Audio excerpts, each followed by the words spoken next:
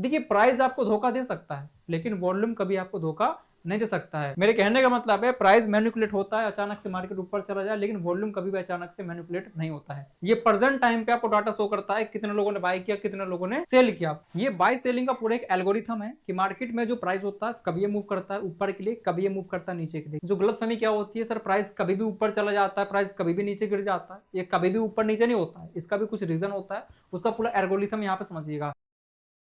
नमस्कार भाई लोग, कैसे हैं आप सब। सो आज के जो वीडियो है बड़ा ही इंपॉर्टेंट है क्योंकि आप लोग बहुत ज्यादा कमेंट करते हो कि सर वॉल्यूम के ऊपर वीडियो बनाइए। आज हम लोग मार्केट वॉल्यूम को डिस्कस करेंगे, स्टॉक मार्केट में कैसे काम करता है, इन डेप्थ जानकारी आज आपको देने वाला हूँ।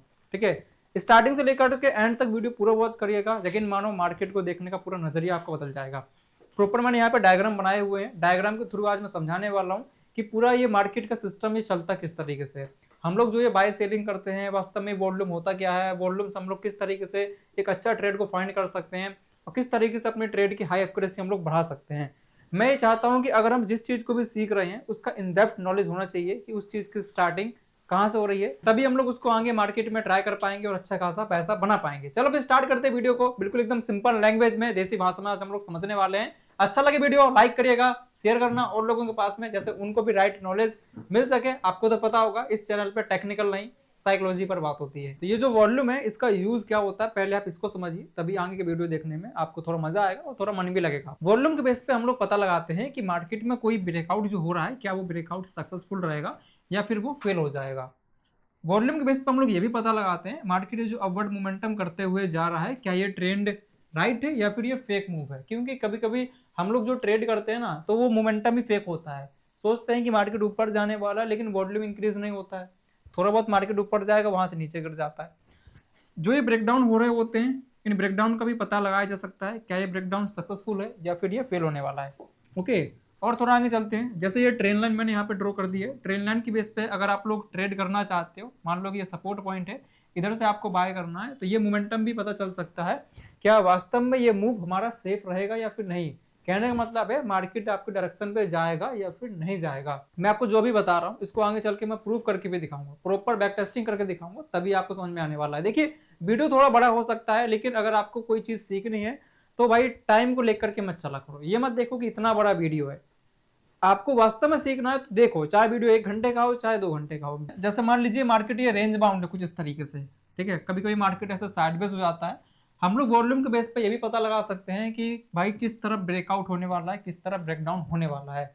एक्चुअल में अगर यहाँ पे मूव अगर देखा जाए तो ना ही यहाँ पे बायर स्ट्रॉन्ग है ना ही यहाँ पे सेलर स्ट्रॉन्ग है। As a market range bound में है तो बायर सेलर यहाँ पे लिमिटेड है। कहने का मतलब एग्जांपल के तौर पे 50 बायर ऊपर है, 50 बायर यहाँ पे नीचे है, ये समझ लो आप लोग। ठीक है, मार्केट बैलेंस है, इसको भी पता लगाया जा सकता है कि किस तरफ ब्रेकआउट होगा, किस तरफ ब्रेकडाउन होने वाला है। अभी मैंने आपको जो बताया ये थी डिमांड सप्लाई के बारे में बात और कुछ पैटर्न्स के बारे में बात। अब थोड़ा फोकस करते हैं किसी कैंडलस्टिक के बारे में। जैसे मान लो हम किसी हैमर पैटर्न का यूज करते हैं या फिर कोई बुलिश ऐसा कैंडलस्टिक पैटर्न है जिसके बेस पे आप सोचते हो कि ये सपोर्ट एरिया है, मार्केट ऊपर जाने वाला है। तो किसी भी कैंडलस्टिक की कंफर्मेशन देने के लिए यहाँ पे हम वॉल्यूम का यूज करते हैं। वॉल्यूम के बेस पे हमको पता चलता है क्या एक्चुअली में यहाँ पे बायर स्ट्रांग है या फिर नहीं है स्ट्रांग। देखिए प्राइस आपको धोखा दे सकता है लेकिन वॉल्यूम कभी आपको धोखा नहीं दे सकता है। ठीक है, price can be hidden but volume can not be hidden. Price को छुपाया जा सकता है लेकिन वॉल्यूम को कोई नहीं छुपा सकता है। ठीक है, मेरे कहने का मतलब है प्राइस मैनिपुलेट होता है, अचानक से मार्केट ऊपर चला जाए, लेकिन वॉल्यूम कभी भी अचानक से मैनिपुलेट नहीं होता है। ये प्रेजेंट टाइम पे आपको डाटा शो करता है कितने लोगों ने बाय किया, कितने लोगों ने सेल किया पूरी तरीके से।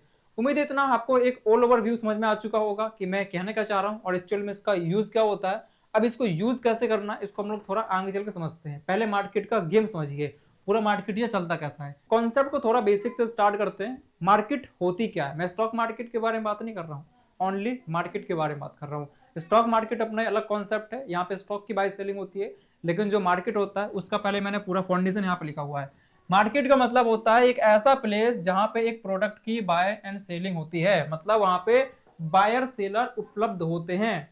मार्केट के अंदर एक बायर मिलेगा आपको और एक सेलर मिलेगा। मेरे को अगर ये पेन को सेल करना है तो सामने से कोई बाय करने वाला होना चाहिए। ये पेन मार्केट के अंदर उपलब्ध है। ठीक है, आई पसंद में। मार्केट का मतलब क्या होता है, बायर सेलर उपलब्ध होना किसी प्रोडक्ट को बाय करने के लिए और किसी को सेल करने के लिए। ठीक है, यहाँ पूरा मैंने दिखा हुआ है। ओके, इस पर थोड़ा फोकस करिए। ये मार्केट वाला कॉन्सेप्ट हो गया इधर बीच में। यहाँ पे एक बायर अवेलेबल है, जो कि मार्केट के अंदर आया और एक सेलर अवेलेबल है। अब क्या होता है, अगर बायर को कोई चीज बाय करनी है तो वो मार्केट में जाएगा और एक सेलर से मांगेगा कि भैया मेरे को ये पेन दे दो। इस पेन को बाय करने के लिए दोनों में कुछ एक्सचेंज होगा, पैसे के बदले में उसको पेन मिलेगा। तो सिंपल कॉन्सेप्ट क्या हम लोगों ने समझा, अगर किसी पेन को बाय करना है तो हमको कुछ ना कुछ एक्सचेंज करना होगा। तो ये किसके थ्रू एक्सचेंज होगा, जैसे मान लीजिए हम अगर फोन से कुछ पे करते हैं उसको पैसा, तो बीच में क्या हुआ, एक फोन पे एक जरिया आया जिसने पैसे ट्रांसफर करे, उसको हम लोग कहते हैं एक्सचेंज। ठीक है ना, एक्सचेंज ऑर्डर इसको।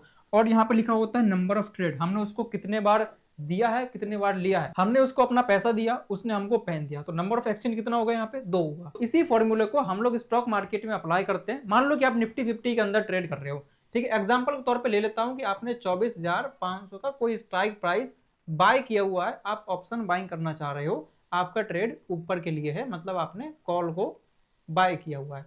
सीधी सी बात है, आप ऑप्शन बायर हो, आपको किसी ने 24,500 का कॉन्ट्रैक्ट सेल किया होगा, मतलब किसी ऑप्शन सेलर ने आपको 24,500 का कोई कॉन्ट्रैक्ट सेल किया है, तभी आपने बाय किया हुआ है।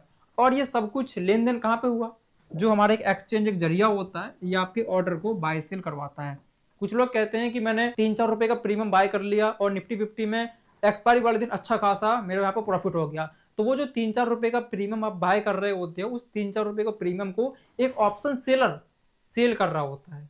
समझे मेरी बात, यहाँ पे क्या होता है, लेन देन होता है। और आपका ये लेन देन कौन करवाता है, आपने सुना होगा एनएसई, जिसको हम लोग नेशनल स्टॉक एक्सचेंज बोल देते हैं, एक होता है हमारा बीएसई, जिसको हम लोग बॉम्बे स्टॉक एक्सचेंज कहते हैं।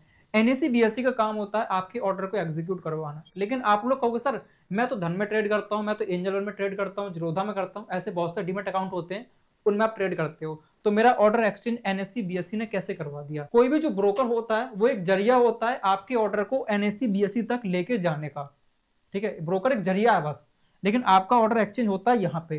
तो सीधी बात ये समझो, एक बायर ने बाय किया, एक सेलर ने सेल किया, तो यहाँ पे नंबर ऑफ ट्रेड कितना हो गया, नंबर ऑफ ट्रेड 2 हुआ, सिंगल ट्रेड नहीं हुआ। आपको अगर ओनली सेल करना है, अगर सामने से कोई पर्सन अगर बाय कर लेता है तो नंबर ऑफ ट्रेड यहाँ पे 2 होते हैं, तो उसको कहा जाता है वॉल्यूम। ये जो नंबर ऑफ ट्रेड होते हैं इसको वॉल्यूम कहा जाता है, ट्रांजैक्शन इसको हम लोग कहते हैं। देखिए पैसा आप चाहे यहाँ पे ज्यादा दो, पैसा आप चाहे कम दो, उसके हिसाब से प्राइस अपवर्ड मोमेंटम करेगा।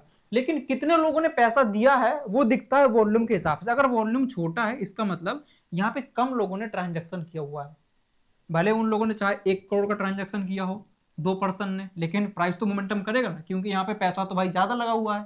कोई पर्सन यहाँ पे 500 करोड़ पैसा लगा देता है, ठीक है, इसका मतलब क्या होगा कि प्राइस और ज्यादा मोमेंटम करेगा ऊपर के लिए, जबकि यहाँ पे 3 ही पर्सन थे, तो यहाँ पे वॉल्यूम केवल थोड़ा सा इंक्रीज होगा। तो ये बताया जाता है वॉल्यूम के जरिए कि जो पर्सन यहाँ पे ट्रांजेक्शन कर रहे हैं क्या वो ज्यादा लोग हैं या फिर कम लोग हैं। अगर कम लोग इंटरेस्ट ले रहे हैं वहां पे, सीधी सी बात है कि अगर एक बार प्राइस बढ़ चुका है आगे भी मोमेंटम आएगा, इसकी क्या गारंटी है। इस चीज को थोड़ा मैं सिंपल तरीके से समझाता हूँ, मेरे कहने का मतलब क्या है।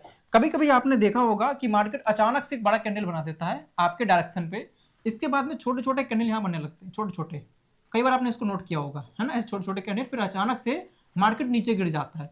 लेकिन आप लोग फंसते कहां पे, वो सर इतना बड़ा कैंडल बना ग्रीन कलर का, मैंने इसको देख के ट्रेड कर लिया, लेकिन मार्केट ज्यादा ऊपर नहीं गया, वहीं से नीचे गिर गया।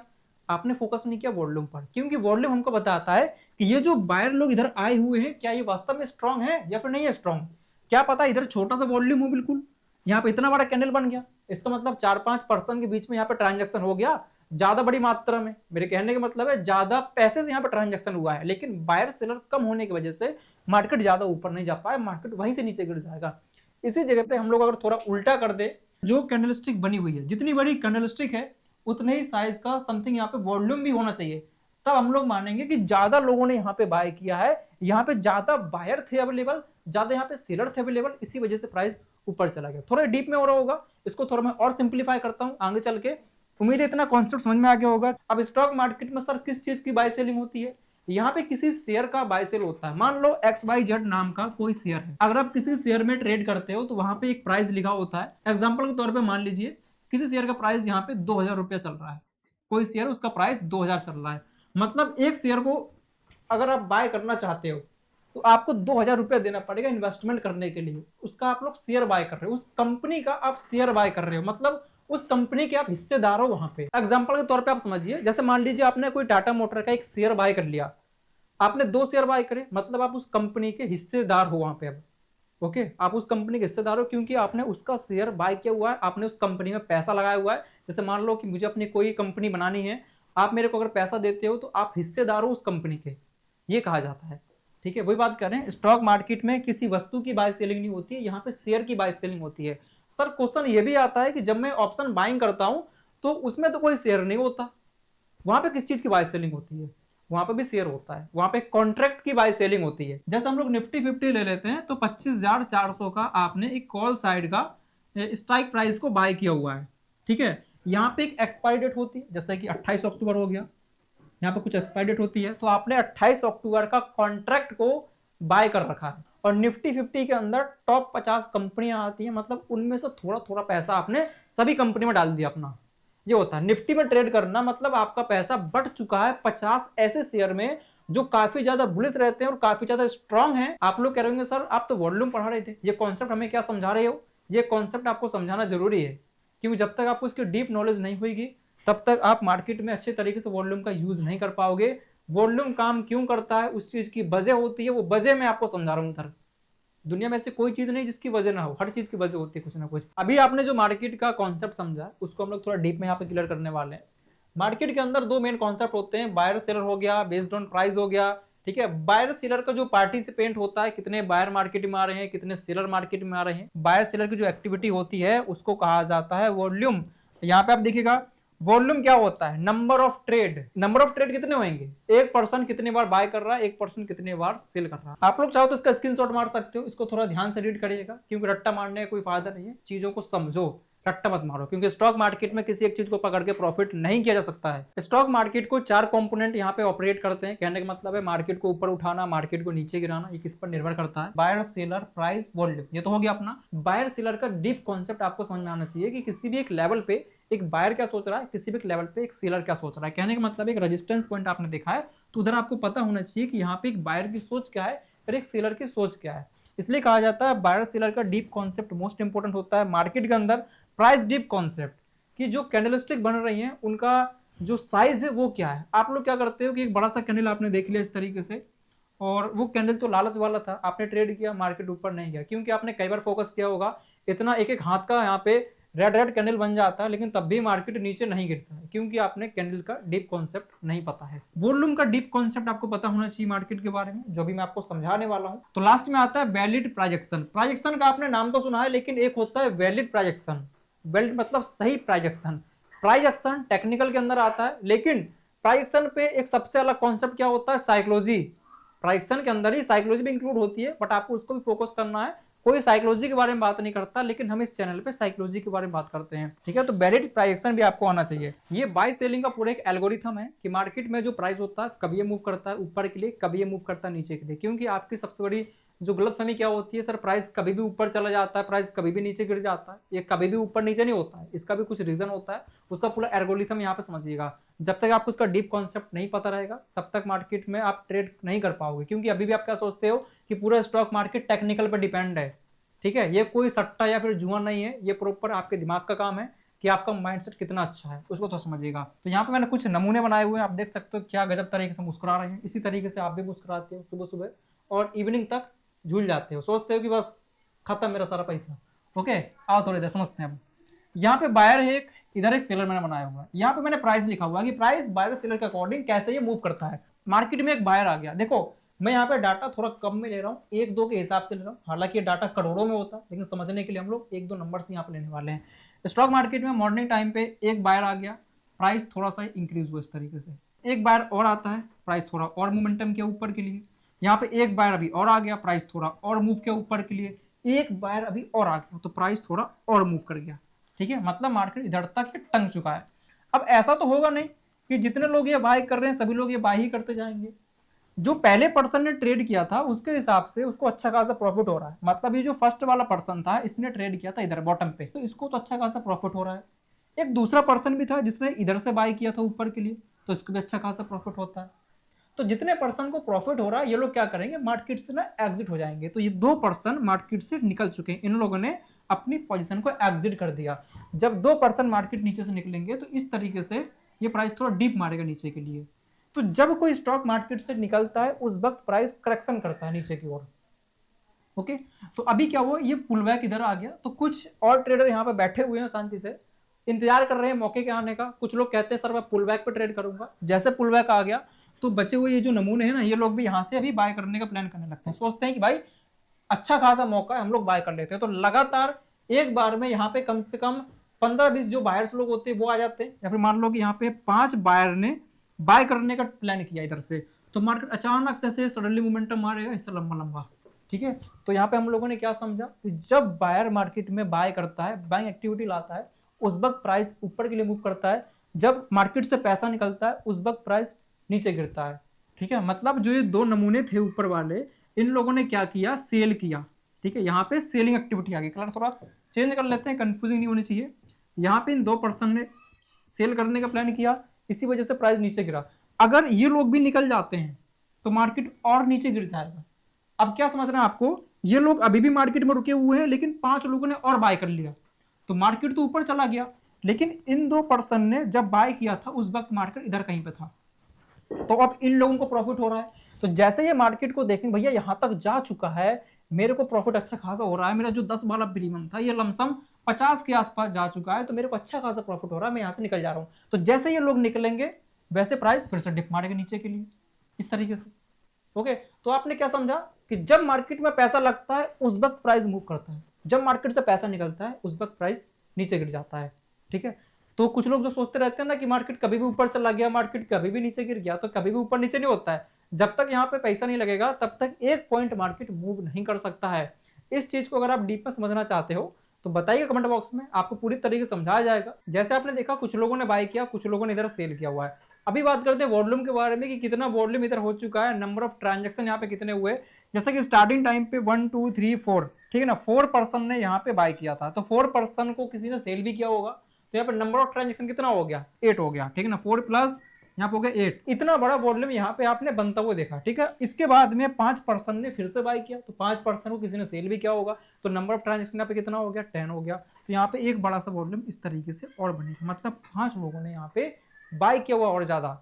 ठीक है, तो जिस जिस तरीके से यहाँ पर लोग आते जाएंगे वैसे वैसे प्राइस यहाँ पे इस तरीके से इंक्रीज करता हुआ चला जाएगा ऊपर के लिए। अगर मैं वॉल्यूम के बारे में अगर आपको यहाँ पूरा बताने के लिए चला गया तो वीडियो काफी ज्यादा बड़ा हो जाएगा, लेकिन आपको समझाऊंगा अभी मैं। नेक्स्ट पार्ट इसका बाद में आएगा, आप लोग सेकंड पार्ट में समझोगे कि जब मार्केट नीचे गिरता है उसमें हम लोग वॉल्यूम को कैसे फाइंड करेंगे। आज मैं ओनली बुलिश मार्केट के बारे में आपको समझा रहा हूँ कि बुलिश मार्केट में वॉल्यूम को कैसे आइडेंटिफाई करना होता है। जैसे जैसे प्राइस ऊपर जाएगा उस तरीके से यहाँ पे वॉल्यूम इंक्रीज होता हुआ चला जाएगा। वॉल्यूम हमको बताता है नंबर ऑफ ट्रांजैक्शन। उम्मीद इतना समझ में आ गया वो सब कुछ। वॉल्यूम कॉन्सेप्ट कंप्लीट हो गया है, अब बात करते हैं इसको यूज कैसे करना होता है मार्केट के अंदर। ये रेजिस्टेंस लेवल कुछ इस तरीके से कैंडलस्टिक बनाते हुए ऊपर ऐसे जा रहा है। ठीक है, ऐसा कुछ कैंडल यहाँ पे बने होंगे, बीच में 1-2 रेड कैंडल भी हो सकते हैं, इसको आप लोग इग्नोर करिएगा। थोड़ा बहुत पुल बैक भी आ सकता है।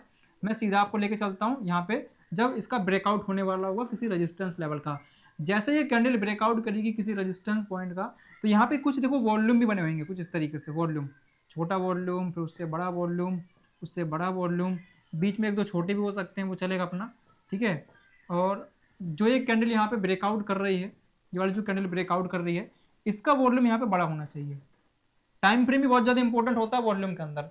तो जो कैंडल स्टिक ब्रेकआउट करेगी उस कैंडल का प्रीवियस वाले वॉल्यूम से इसका वॉल्यूम बड़ा होना जरूरी है, क्योंकि ये बताती है कि जितने बायर ने यहाँ पे मिल करके ब्रेकआउट किया है, यहाँ पे वास्तव में लोग इंटरेस्ट ले रहे हैं।